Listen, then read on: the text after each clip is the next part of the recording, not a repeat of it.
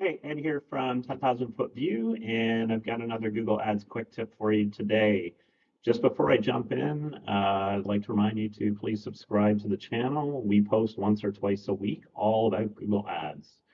So today I've got a super quick one, and it's just a nuisance thing that I've had a number of requests from this over the years. And it's about when you create a draft campaign in Google Ads and it gets stuck. So this can happen if you essentially start creating a new campaign and then you abandon it part of the way through. Google will save that as a draft automatically. And then you're going to end up with this kind of display in your campaigns list where this draft campaign shows up above everything else. And it's not running, it's not doing any harm to the account, but it's just it can be annoying to see it there when you're never going to complete it.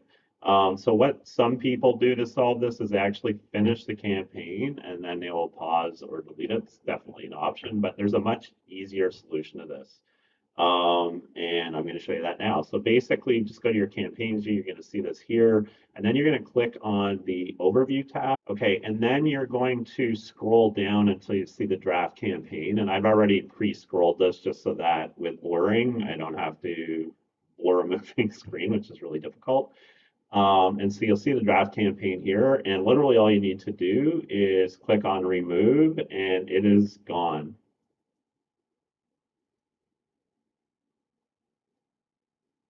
And that's it. So, if I go back to the campaigns view again, you're going to find that that has now been removed and you are done.